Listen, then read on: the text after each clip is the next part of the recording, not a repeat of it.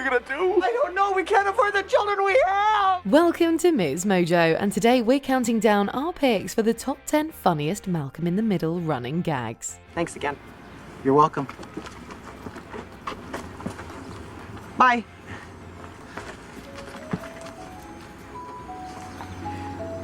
Goodbye. For this list, we'll be looking at recurring elements and themes from the hilarious sitcom. Which Malcolm in the Middle gag is your favourite? Sound off in the comments. Number 10. Malcolm's narration. The series' titular character engages with viewers up close and personal in each episode. I did the math once. It turns out every 17.4 dinners, my family actually has a pleasant meal together. Speaking directly to the camera, Malcolm routinely serves as the show's narrator, allowing the audience access to his inner thoughts while those around him are oblivious to his talking. When your TV privileges are taken away, you have to do something for entertainment. This is totally a trade-off. The commentary is an expected feature and a cherished inside joke between Malcolm and the viewers. If you are a true fan of the sitcom, you anticipate and appreciate Malcolm's take on whatever laughable scene is the topic of his fourth wall breaking. The show's creators definitely made the right call when they ditched the infamous sitcom laugh track in lieu of this comedic device. Dewey's in this big deal piano competition in St. Louis this weekend. It's being held at a huge, fancy hotel. Prominent musicians from all around the world are going to be there. And the best part is, Reese and I don't have to go. Number 9. Lois's Rage. Each episode keeps us guessing who could be on the receiving end of Lois's wrath. I cannot talk to you anymore. Oh, you make me so mad. Sometimes I just want to break your neck. While her husband and sons are the usual targets, the seldom relaxed mother does not discriminate. She has no qualms about unleashing her anger on any stranger, peer, or family member deemed deserving. Whether she is threatening to destroy the kids' TV, yelling so hard that she injures herself, setting fire to Christmas stockings, causing a traffic jam scene, or, most notably, repeatedly crashing into a rude stranger's car in a fit of rage, Lois is consistently ready for battle.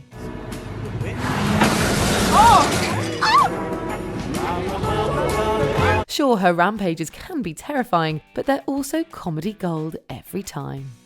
Number 8. Craig's crush. Craig Feldspar is a running joke himself. Whenever he pops up in a scene, he is likely flirting with his lucky aide co-worker, Lois. This is a little intense. You, me, working this shelf together. What's intense about it? I guess nothing. Excuse me? Not only is Lois's marriage to Hal an obvious barrier to Craig's desires, but Lois regularly makes it clear that she couldn't be less interested in her colleague's incredibly awkward advances. You have no future with me. You have nothing with me. However, near the show's end, Craig finally gets a glimmer of hope when Lois details the alternate universe in which she could just maybe see herself with him. She would be 90 with dementia, in need of a caretaker, constantly sleeping, and Hal would have to be dead. Then and only then, maybe, could we be together. It's like you're reading straight out of my diary. It is the perfect comical cherry on top of 7 seasons worth of Craig's desperate pining. Number 7. Reese's idiocy. Where to even begin with Reese? The second eldest brother certainly did not inherit whatever gene made Malcolm a genius, and there is evidence to back it up in pretty much every episode. Reese, this is C- work. All right! Nice job! His delinquency and idiotic one-liners are anticipated reoccurrences on the show, as there are few things more entertaining than watching Reese try to pass his classes, impress girls, and figure out the workings of women's anatomy. But did she just say milk comes out of those things? Reese, that's what they're for. My God. Women are the cows of people. One of his best moments takes place in the middle of a police chase initiated by his theft of a driver's ed car and refusal to pull over. The debacle is just one of many instances where the brothers' questionable ideas and sheer stupidity contribute to a long-running streak of pure amusement. He knows his letters. There are actual words here. I mean, it's crude and it's not clear what he's communicating, but Jamie is a genius. There's my homework. What? I do my homework once in a while. Number 6. Hal's mystery job. We know that Hal is a corporate employee with some sort of office job, but the nature of his work is never revealed. Your job sounds awful. Well, of course it's awful. It's a job. Plenty of scenes present opportunities for answers: career day at Dewey's school, a company picnic, and a bizarre interview in a very ominous setting. Okay, that's all I have.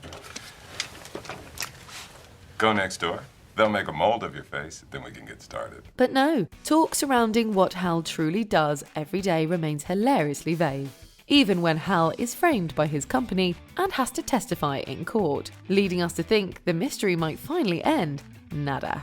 All we are left with is the long-kept secret that Hal has played hooky literally every Friday for the last 15 years. I haven't shown up for work on a Friday in 15 years. He didn't show up on Fridays for 15 years! That isn't going to be on the record, is it? It's not the insight we're looking for, but it makes the gag even funnier. Number 5. Family finances. From the start, Malcolm's family is hard-pressed for money. I'm sorry, we can't afford to live lavishly anymore. Drink your milk. It's lumpy. Then chew it. The shows often make light of the bleak situation, using the family's financial situation as the butt of many a joke. Whenever money proves problematic, we can expect one of the characters to deliver a remark that shifts the mood from depressing to laughable. As heads of the struggling household, Lois and Hal are the family members that most often humorously reference the issue. For example, Lois can be heard yelling, Do you think we're wealthy? and acknowledging that she can't afford any of her kids. Hal absolutely losing it after Malcolm asks about the non-existent family savings is yet another prime example of the family's ability to make us laugh at something that isn't inherently a laughing matter. Dad, I was wondering, do you have any kind of savings put away? Number 4. Lois and Francis's conflict. The mother-son relationship between Lois and Francis is dysfunctional, to put it mildly. As soon as we're introduced to the duo, their rocky past and borderline hatred towards each other are on full display, thanks to Francis's forced enrollment in military school. Why do I have to go again? Because it's a family picnic, Francis, and you're a member of this family. Oh, right. See, I just keep forgetting that, being forced to live 1,000 miles away at military school and all. It is the first major source of tension we see, but it's certainly not the last. Resentful bickering and petty quarrels are frequent parts of the pair's dynamic, not to mention the epic showdowns over Francis's decisions to get suddenly married, and worse, emancipated. This is what you get for the way you treated me. I'm going to Alaska, and you're going to be left without a son, and the horrible way you treated me is now a matter of public record. Their rivalry is undoubtedly one of the series' most entertaining themes, and their fights provide us the same level of enjoyment the two seem to get from enraging one another to no end. I really don't think we can afford this right now. Of course! I knew you'd say that. Why do I even try? Now you can go to bed happy knowing that you kept my life a living hell! Number 3. Ida's origins. Lois's personality makes a lot more sense when the show introduces Ida, her monster of a mother, with a downright wacky set of customs and morals. Mom! Are you gonna open the door? Or should I lie down in the grass and feed the worms? Oh, great. Who opened the gates of hell? With a hard-to-pin accent and habitual cigarette in hand, Ida baffles us with her repeated references to her homeland and upbringing. In one of the most memorable episodes, Ida's dance, a Croatian flag might represent her culture, though there's no certain telling which country produced the violent anomaly of a woman. Ah! God, what the hell is wrong with you? You like pushing me? That's what happens when you push big, tough guy. But whatever Ida emerged from, cultural practices apparently include baking obscenely large tarts, dangerous dancing, and beliefs that entail having your young grandsons fight to marry your maid. Grandma, what are we supposed to do? Just get out. That's it? That's it. Shocking? Absolutely. Hysterical? Even more so.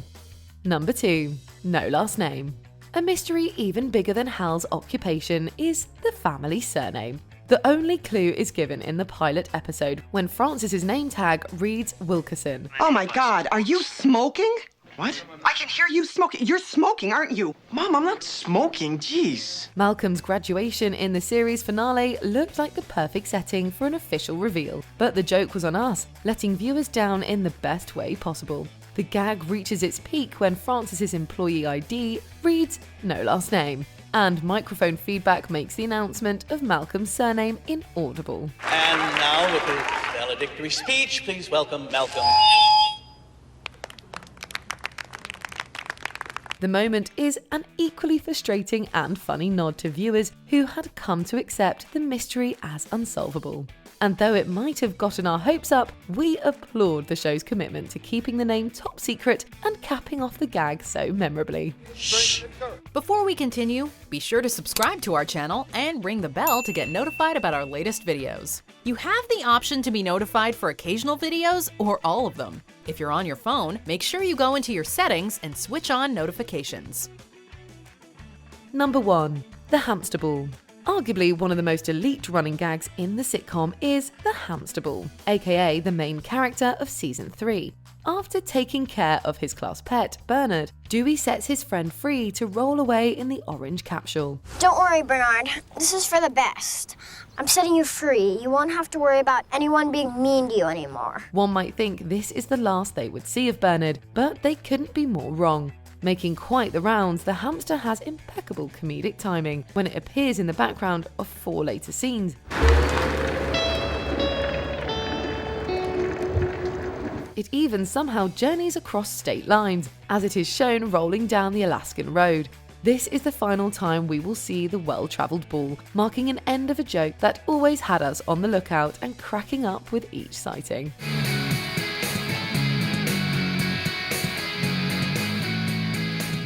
Do you agree with our picks? Check out this other recent clip from MsMojo. And be sure to subscribe and ring the bell to be notified about our latest videos.